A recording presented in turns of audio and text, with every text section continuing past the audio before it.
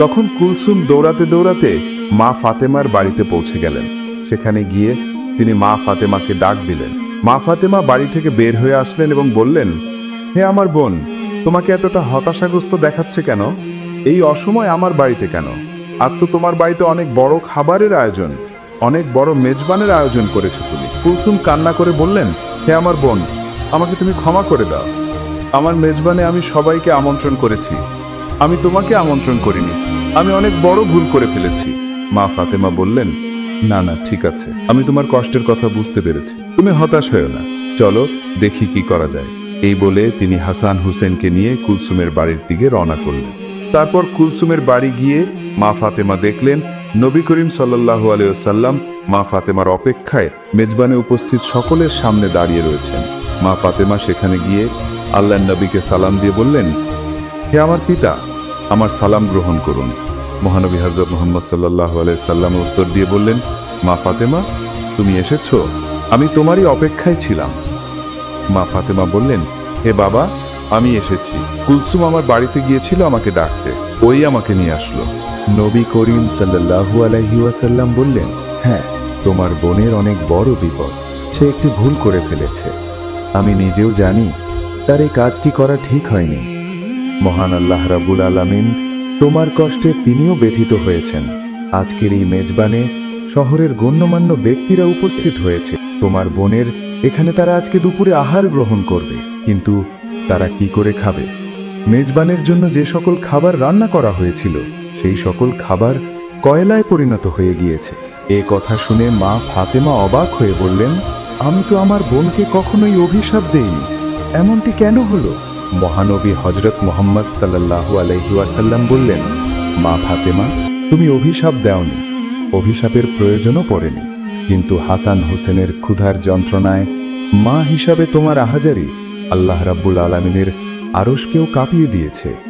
তাই এই মেজবানে যে সকল খাবার রান্না করা হয়েছিল তার হুকুমে সকল খাবারই কয়লা হয়ে গিয়েছে।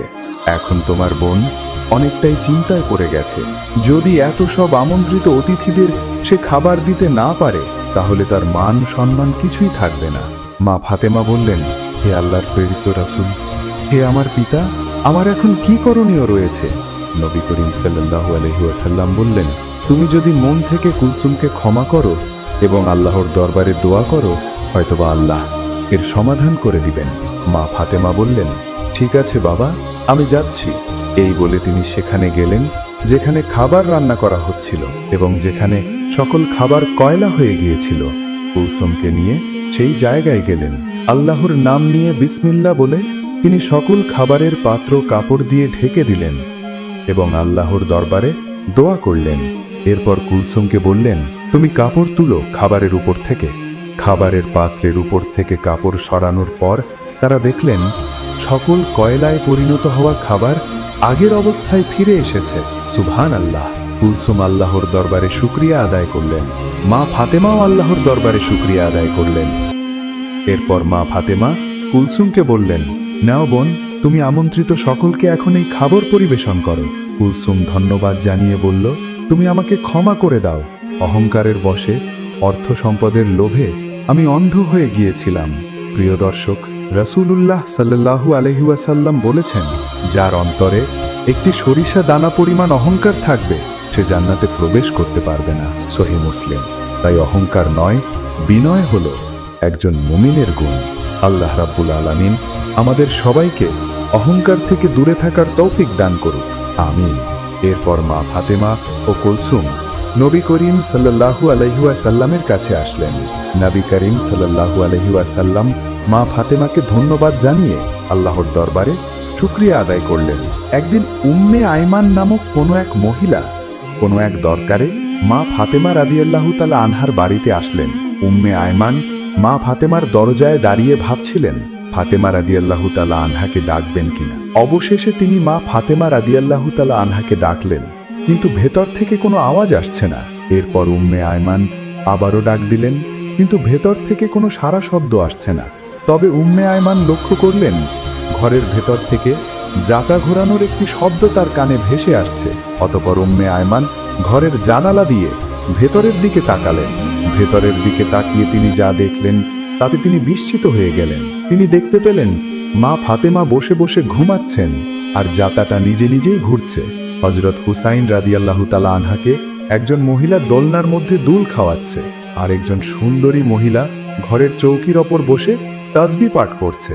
এই দৃশ্য দেখে উম্মে আয়মান আর দেরি করলেন না, তিনি ছুটে চলে গেলেন বিশ্বনবীর দরবারে। উম্মে আয়মান নবীজির দরবারে এসে বললেন, ইয়া রাসূলুল্লাহ, ইয়া হাবিবাল্লাহ, আল্লাহর নবী গো, আমি ফাতেমা রাদিয়াল্লাহু তাআলা আনহার বাড়িতে গিয়েছিলাম কোনো একটি দরকারে, কিন্তু গিয়ে আমি ভেতরের দৃশ্য দেখে অবাক হয়ে যাই।